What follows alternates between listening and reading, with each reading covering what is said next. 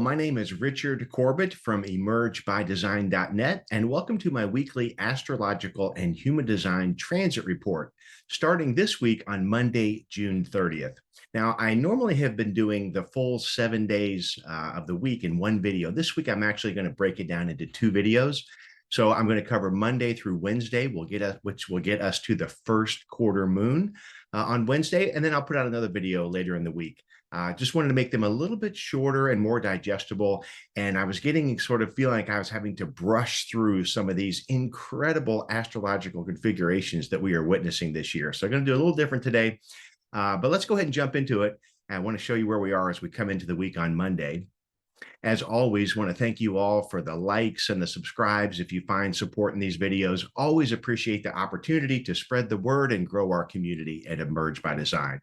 All right, so here we just about got it.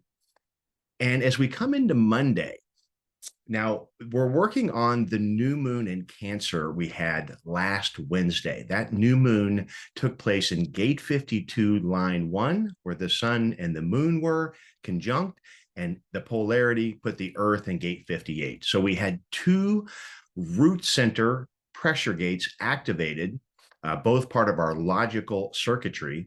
And as we come into Monday, we're still in those same two gates. It's line 6 where the sun will be and the Earth, and gate 52 and 58. And so what I wanted to share about Monday is that full moon new moon in Cancer was so much about our inner emotional world, our home, family, emotional security, very sensitive new moon lunar cycle that we've launched into. And we're still, as we come into Monday, coming out of the dark phase of the moon, as we will have the dynamic square first quarter moon on Wednesday. And so with it being line 6, even though it's the start of maybe our work week or a busy week ahead, Monday typically is the kickoff to the week. It's a wonderful day to just really ground ourselves into this gaining perspective. Line 6 in the human design system, we call it the line of wisdom, role model, truth, integrity. It is all those things, but it's also a line of perspective. Built into the 6th line, which is the roof of the hexagram structure, it has built into it all the work of lines 1 through 5. So it does bring this concept of perspective. And I think, just breathing in and grounding in that Cancer energy can be really supportive today, because we're going to have a very different flavor as we head into tomorrow, which I'll show you in just a minute. We also had over the weekend, we're coming out of Mercury in gate 31 had opposed Pluto. Now, as of Monday, Mercury is moving past that direct opposition, but he's in that gate of influence and sharing, this Leo fire sign of logical influence. And so there may be a message here. I mentioned that was one of my phrases for last week's video. There may have been a message in a bottle come to you, but here we're hearing this conversation between Pluto and Mercury where something may have been unearthed. There may have been a truth that has come to life, and this is how we may feel the urgency of Mercury to share it in our own influential way. Now, it is going to be an easy day to sort of get wrapped around the mental merry-go-round. We can see by looking at the head and Ajna center, with the moon traveling through industrious, this Virgo, passing through gate 64, and we have the south node in gate 47 for the middle chunk of the day. Of course, the moon is a very fast-moving transit. For about 5 hours, we're going to have the channel of abstraction. This is an energy where our mind is under pressure to really look back over the past. And I think that can be really supportive right now, particularly in light of leaning on this gate 52 called keeping still. This root pressure gate I've been referring to is exactly that. It's finding energy for pacification and stillness. That root center, it's associated with our adrenal system. It's really the center in the body graph, which pushes us out into life to have a new experience, a new relationship, a new career. It's really this push stop energy. But here with the 52, we can be really grounded into mountain. right? Like a majestic mountain in the vista, how powerful it is, even though it doesn't move or go anywhere, but it has great power in its inertia and its beauty. And it's connected to that polarity of gate 58, which is the gate of the joyous, finding joy in our insatiable and drive to improve patterns of health, wellness, and sustainability. So while we all may have a very busy Monday going on, I just really wanted to emphasize what a beautiful day to take those deep breaths, maybe ground yourself in nature a little bit, and take a moment to reflect on our past and how that drives our present moment. And by saying that, really wanted to encourage us all to be present right now as we make a very distinct shift tomorrow as we'll move into some heavy duty individual activation. So let me go ahead and do that. Let's move into to Tuesday here. And here's Tuesday. Now, the big change that I'm referring to is that while the sun is still moving through Cancer, the sun will have moved into gate 39, line 1, putting the Earth in its opposition, gate 38, line 1. Now, we still have 2 pressure gates from the sun and the Earth. We left the 52-58, but now we're going to have the 39-38. These are 2 out of the 3 individual circuit group pressure gates in the root center. Individual, meaning it's very personal here. Now, gate 39 is called the provocateur. It's the energy and pressure to provoke our emotional spirit of mutation. It can be quite provocative. Now, we certainly are going to, whether or not we fully feel this week, we'll look back and find out, but we're certainly going to see this in the air out there. This is quite a pressure, and the Earth itself and the polarity is over here in gate 38. That's called the gate of the fighter. This is the root center adrenal pressure to fight with the correct struggle that will bring meaning to our lives. So it's deep, it's personal, it's down here at the very bottom of the body graph, driving our individuality, our uniqueness, our ability to mutate and be inspired to contribute our higher self truth to the world. Now, that's a mouthful, but it's a big pressure. And so, and it's just the day before the first quarter moon. So the moon herself is growing in that lunar energy. She's very adept right now, still traveling through Virgo to get the details figured out, the organizational things and anything relating to health and well-being, certainly on the table for her. But what I wanted to emphasize on Tuesday is a couple things.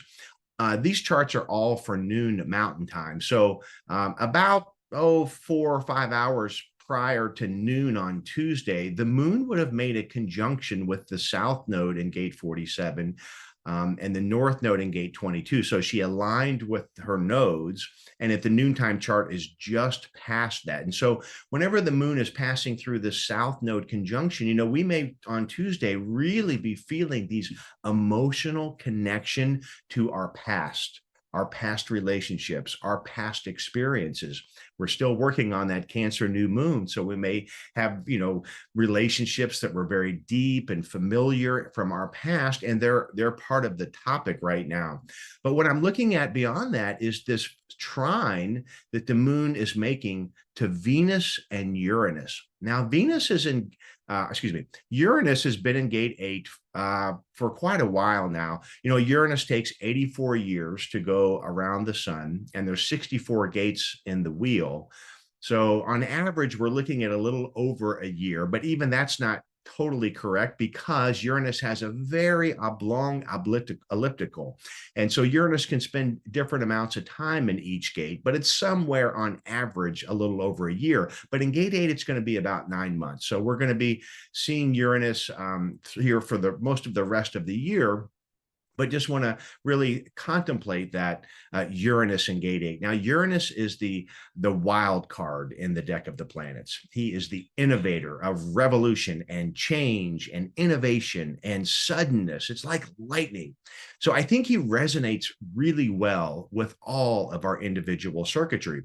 So gate 8 itself is called the gate of contribution, part of the channel of inspiration, this higher self expression of truth and mutation that does benefit the group and larger group goals. So, with Uranus here right now, we have Venus coming in. So even as of Monday, that conjunction is closing. It won't be exact till later this week, but it's a very interesting Venus-Uranus conjunction in this individual gate of expression of our inspiration. And so if you're contemplating things that are deeply important to you, then you're right in flow with the cosmic weather this week. Now, Venus is the planet of love, beauty, harmony. It's our wants, our desires. And so here we're going to have Venus bringing that full throttle passion of desire into our personal individual contribution. And again, layering on that Uranus frequency that I was describing about being innovative or sudden. And so, things to look for this week while we're moving closer and closer to this conjunction could be, what is my contribution? Now, whatever's happening in each of our lives, we all go through different seasons of the patterns and limitations, right? And so we may be, whether it's a job or a relationship that we feel is maybe holding us back, we're going to feel the pressure of that right now, the energy to push forward. What's building here is a couple of things. One, we have the two pressure gates, 39 and 38, coming out of the root center. And as well, we're getting the coming of the first quarter moon, that dynamic square between the two luminaries. So I think this, as we get into Tuesday, we're really feeling a rush. It's just like, it's sort of like a rapid of white water. Here comes the first quarter moon. It's such a dynamic space of the lunar month. And so just to mention that there's a lot of energy at stake here, that is staying grounded, regulating this root pressure center. Brandy's going to be offering some wonderful tips in her somatic toolbox at our webpage, Emerge by Design. So highly encourage you guys to check it out, just to really be present to the body. With these transits, things may be stirred up from our past. And there's no need for fear in that. It's all for a reason and a purpose, so that we can use these past experiences from our solar plexus, all about emotional growth and development and evolution, to how we are alchemizing and mutating into the present version of truth that we are. And I'm thinking of Chiron as well, who has left gate 42, the gate of growth, and is currently now in gate 3, which is called difficulty at the beginning. And that would be the signpost, I think, of all of this individual chemistry, which is that, it is a little difficult to mutate. Ask the caterpillar that became the butterfly, right? It just can be a bit of a scary process. But when we have this type of awareness of how it works and the signs that it's happening inside of us, that's where we can really, again, be present to the moment and appreciate what we are evolving into. So it's a very interesting day with the moon aligned with the nodes and trining Uranus and Neptune, or Uranus Venus conjunction in this gate 8. I'm really fascinated by this. It's always fun to look at these transits down the road and look back maybe at your journal of what takes place here. But something is definitely percolating regarding our inspiration and how we can share it with the world. And I think always keeping in mind that timing, following our personal authority, is always the most important thing when we're dealing with cosmic weather and decisions in our life. But to remember that really it can also just be baby steps, breaking it down into small chunks so that it's sort of a left foot, right foot, right? Whatever confines of restrictive nature of the world we find our individual self in, we can do something that is empowering for ourselves. And that is the keynote for all individual circuitry: empowerment. And through self-empowerment, ultimately, we may have the opportunity to empower others around us as well. So those will be some great contemplations as we head into the early stages of this week. Now let's go ahead and move it into Wednesday. And I am running this. This is the only chart that is not set for noon Mountain Time. This is actually at the exact minute of the first quarter moon, which I didn't put it on the chart here, but I do believe it's at 1:31 p.m. Mountain Time. We can see the sun and the moon with this square here. The sun's still in that gate 39 line 2. And here's the square aspect with the moon traveling through Libra on Wednesday. Now, the moon in Libra is very balanced, right? Maybe, right? Emotionally balanced and fair. Libra is very much about justice and partnership and communication. And at the time of the first quarter moon, the moon will be in gate 48. Now, this is called the gate of depths, part of that logical circuit group. And it's really associated with this idea of talent and perfection and drawing on the depth of our splenic intuition in order to smooth and perfect health, wellness, and sustainability in whatever area of life we may be dealing with.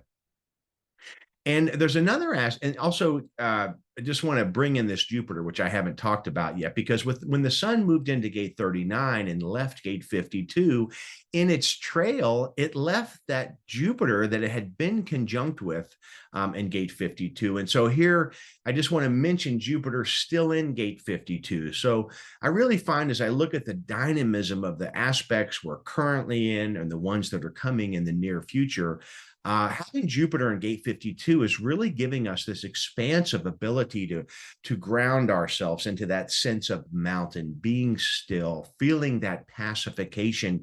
Such a turbulent year in terms of astrological forecast and transits. For those of you that have been following me, each week I'm like, oh my goodness, but it is that kind of year, and it is exciting, and it is definitely leading to growth and development. But so helpful to have, as in this situation, and for the next 3 weeks, really, Jupiter transiting gate 52. If you're feeling any overwhelm during these periods, just to put that idea, that notion, that connection to being still, being your own mountain, planting your feet in the grass or the dirt or the river, and finding the support and serenity and tranquility that nature can bring. Such a tangible connection we can have with Jupiter right now. And we may need it as we come into this very dynamic first quarter moon, because that sun himself, the life force energy in gate 39, the provocateur, and it's in that emotional, sensitive gate of Cancer. People are really going to be pressing out, pushing buttons. Really, this is kind of the chemistry of getting buttons being pushed. That's a good analogy, maybe. That's the frequency here, right? And so I just want to encourage all of us, since we are aware of that and we recognize that, we can know for ourselves that if my buttons are being pushed, I want to look inward. It's not about me blaming, deflecting, or projecting all this negativity on the person that may be pushing my buttons. If my buttons are being pushed, I want to examine my buttons, right? Why am I feeling dysregulation? Where is that coming from? That this is part of the healing process. If someone really gives me that energy, that's for me to deal with. I choose to perceive that life is happening out there exactly as it should be. And my role inside of that is to grow, develop, and heal myself, and to be self-empowered and inspired by the experiences I have. And so I just really wanted to offer that to everyone, that, yeah, this first quarter moon is pretty intense. Now, as we look at the astrological wheel, there's not a lot of other exact aspects going on. They're very light in the background. The only one that we can see will be this Pluto traveling retrograde in Aquarius in gate 41, is in a sextile to both Saturn and Neptune in gate 25. Now, I've been spending some time talking about this Saturn and Neptune in gate 25, and believe me, I won't stop talking about it until it's over. I am fascinated by these two gates, or these two planets with such polar different frequencies in the gate of the spirit of the higher self. So with all that pressure and buttons being pushed out there, yeah, we may feel it at a deep level of our spirit. And that is great, right? If we are able to use that for our own evolution, right? Again, looking out at the world as it is and the challenges we're all facing on this planet. What does that inspire in me? What is my spirit here to do, to evolve with, to be engaged in? Now, later this week, Neptune's going to turn retrograde on Friday.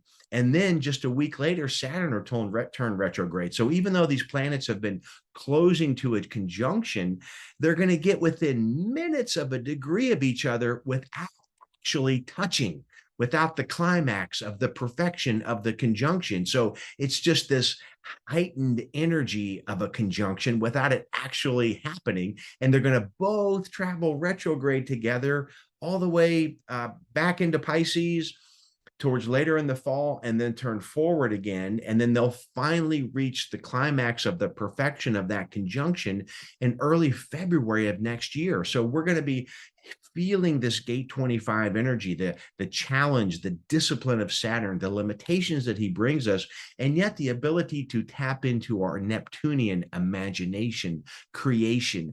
I just feel like there's never been more potential for personal creativity right now. Whatever dream you may feel pulled to, whatever your inspiration is, now is a wonderful time to be digging your hands in the clay with it, right? Formulating it. The timing will come for each person, in your own world and life, however these transits are impacting your natal chart and following your personal authority. But we are in a deep mutative frequency right now. And I think there's a lot to be said about Saturn and Neptune in gate 25, sextiling the Lord of the underworld, Pluto. Pluto is offering up some gems here. Now, he's in gate 41, which is the gate of decrease. It's the pressure to start a new cycle of emotional experience. So part of this percolating of mutative quality is tied into the truth that can emerge when we step forward from our authority into a new cycle of recognition of what experience we are seeking to have in this particular incarnation. Now, those outer planets, Pluto, Neptune, and Uranus, are already moving into this mini trine. We'll see Uranus go into Gemini very soon. And so over the course of the year, I'm going to be tracking and sharing how the three outer planets are forming what we call a very supportive, soft aspects, working together, working in unison. And so while the world feels like, good gosh, how much worse can it get? Something valuable is going on behind the 3D lens that we are currently looking at. So I'm very optimistic and hopeful to see where we go with this energy, to watch these outer planets in this incredibly once in a lifetime formation that they're coming into, with Pluto trining Uranus and both Pluto and Uranus sextiling Neptune. This is a long-term transit. We'll be following this really for the next 2 years. But I wanted to point it out because we're starting to see it come into form here. And even that, I think, is part of whatever this first quarter moon may mean to us. But I think I'm going to end it with just sharing that, the moon in gate 48, this is the contemplation here for this first quarter moon, can be the power of tuning in to our natural depth. Line 2 is where the moon will be, and that is about the natural. It's innate, it's built in, that there's talent and resources that we all carry somewhere inside of us that are here for us to evolve and grow mutatively into an inspiration. And I think that Uranus Venus is really bubbling or gurgling to the surface here of what am I here to contribute, and what action, that's first quarter moon word, what action am I taking to bring this into form, into fruition? So yeah, I look forward to having those contemplations and journaling on my own this week. All right, well, I think I'm going to go ahead and stop it there for now. Thank you all so much for joining me, and I look forward to getting another video out to you on Wednesday, where we'll pick up the week after the first quarter moon. Okay, thanks so much, and bye for now.